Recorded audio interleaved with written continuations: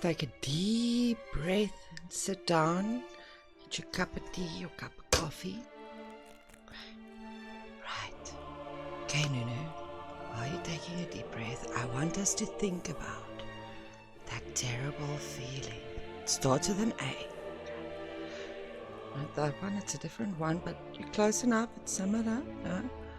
You know, it's kind of like a blocked feeling, like your brain is a blank canvas or a blank screen, and everything you try and paint on it, it just smears and becomes like poo-poo stains, and it doesn't want to turn out the way that it's in here. And but is it my idea? And then the other bad one is maybe you get through that. Maybe, yes, good news. Got through it. But now you're staring at a half-done artwork, feeling like, okay, I don't know where to go from here. It's done, I guess, but it doesn't look done. Where did the magic go? It's just gone. You know that feeling? Artist block? You with me now? Isn't it a lovely feeling? Don't you just love it? But today, friends, I am here to change your art game forever with just a few simple steps, few simple guidelines to follow with your daily practices. I'm not going to change your entire art routine and give you a magic wand, but I am, however, going to point you in a very good direction for never, ever, ever having to experience this ever in your life again, and getting to the point where you feel like an endless stream of creative forces and power. Just come with me. Let's get into it. So, see, here's the thing. First, we have to talk about the thing we don't really very often talk about, and that is we spend so much mental energy and brain power trying to come up with these groundbreaking ideas, these amazingly original concepts that's going to change everything, and people are going to stand around and go, ooh, and we're going to be so rich and powerful and great, and it's just going to be amazing life. Woo, and drive Lamborghini, made one artwork, and it was so good that I'm just, that unfortunately is not how it goes.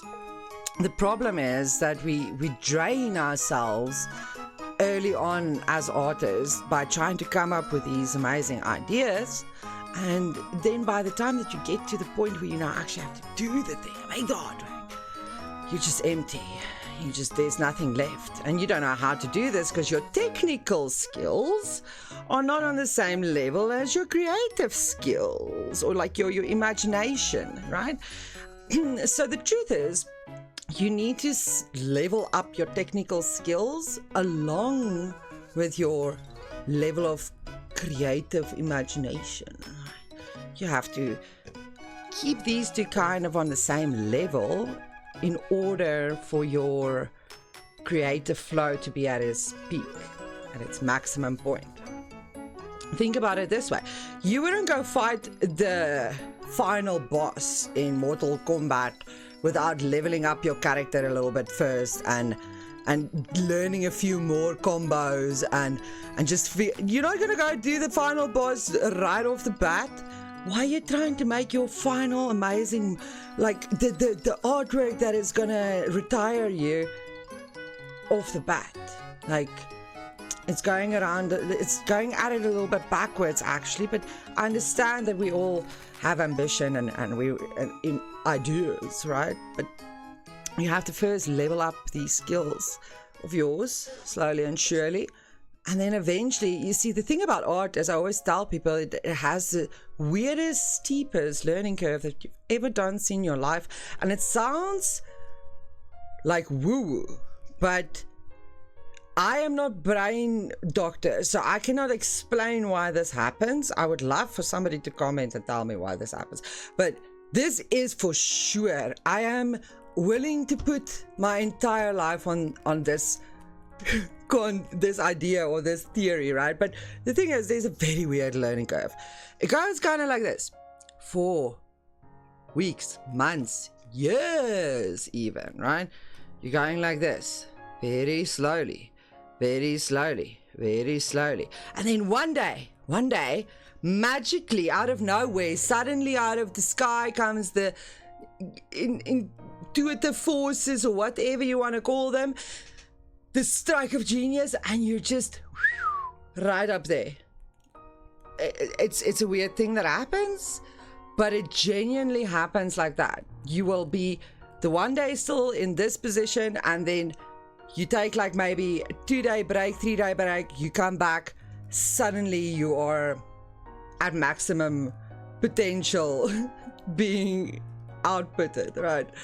And it's interesting that happens, but it makes it in essence easier for us to understand, because that tells us that we don't have to worry about getting there. We can just know that we will get there if we do the practice, if we do the work and put the effort in, and we have dedication and patience.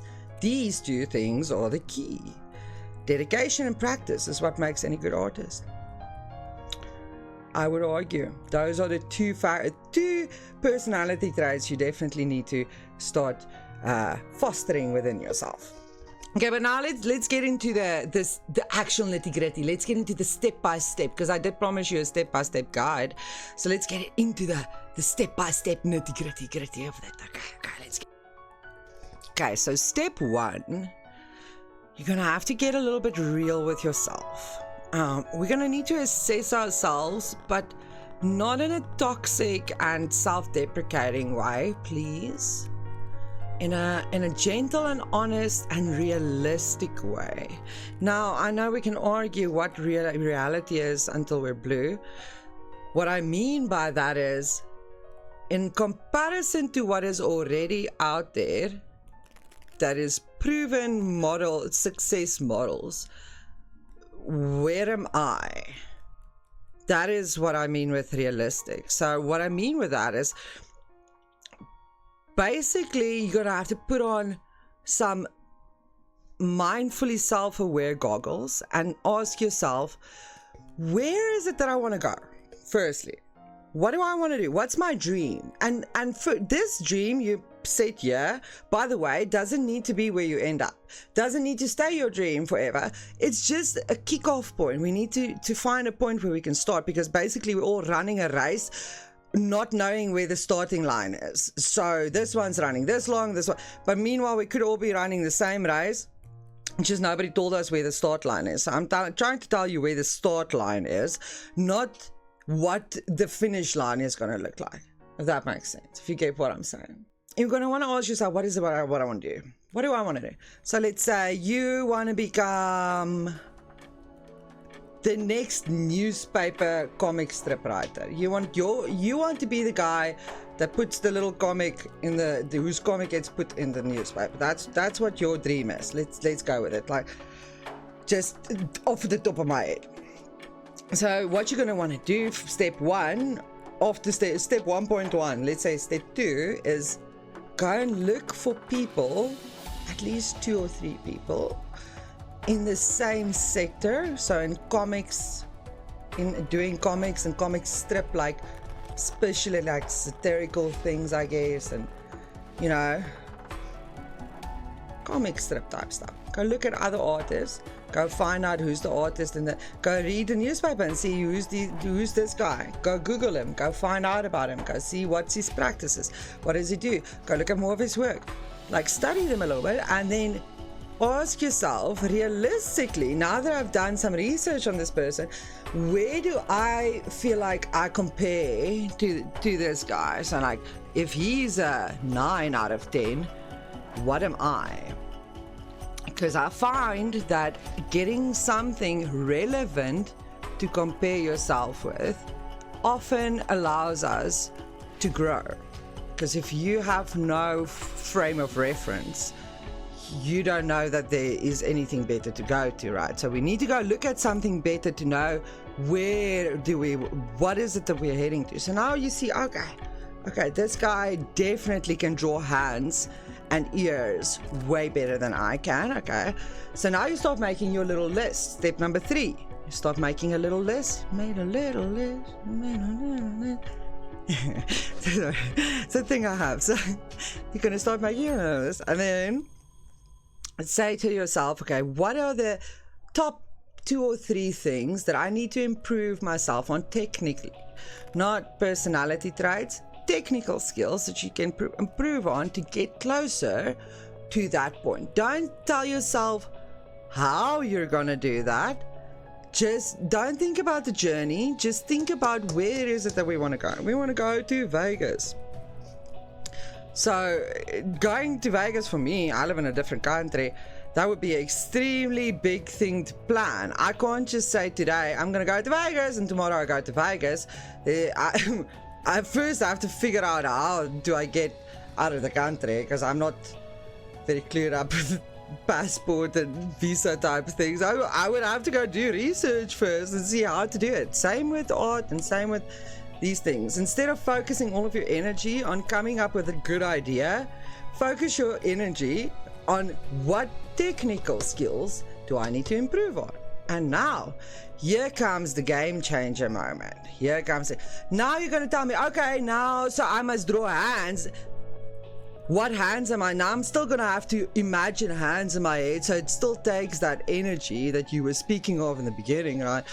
So what's the point? No, this is where it gets juicy. You're going to get yourself a little app, or you can even use AI these days. You can use Gemini, does just as good a job. You're going to ask AI or ask ChatGPT, or there's this really good app called a Sketch a Day. It's on mobile, on Android and on iPhone, on Apple and Android, and basically it gives you a prompt and a bunch, like a whole ton of inspiration ideas on this prompt, and then you can now go do things. You can go create your own idea based on this prompt. So let's say, for instance, the prompt is bird in flight, right?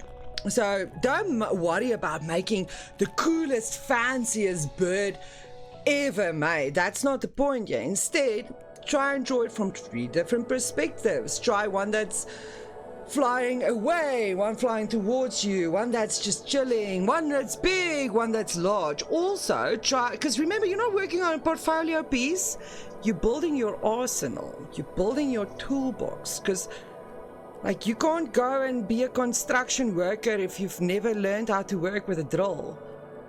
You gotta learn how to work with a drill first. Like, I feel like we skip steps as artists for some reason, and we don't compare ourselves. But anyways, side note again, side babble again. So I want you to think about how focusing all of your energy on the how instead of the what gives you the freedom to build this very strong foundation.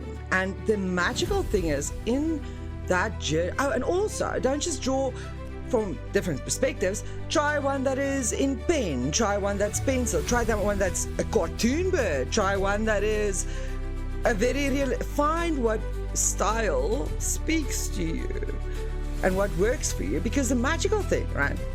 Let me get there again. The beautiful magical thing that happens is, within the time that you practice and that you're doing this effort and dedication, you will find your place that you're meant to go. Because we all have a place that we're meant to go. We all have a thing that we're meant to make and create, and you'll find that amazing original idea. But it's going to come so organically that you will be stunned. You will be so surprised with yourself. But it all just starts with building your foundation really strong. So keep on practicing. I would love, you can follow me on Instagram and tag me in your practice, in your studies if you want to. If you would like me to show you a few of my studies, I do believe there is like a couple on here already, because I use them often. I use studies often to teach people different technical parts. So if that's something you're into, you can go check out my other things on here, and like and subscribe, and you can follow me on Instagram. My handle is exactly the same as on here, so it won't be hard to find. And then you can tag me in your studies. I would love to see how people are making their way, because it's really not about trying to be perfect. It's about trying to learn everything that you can learn about this wonderful, I don't even know I don't want to call it the industry, this talent, this craft we have, and really trying to make out of it the most for your personal journey. So yeah, let's get to work. See you in the next one. Bye.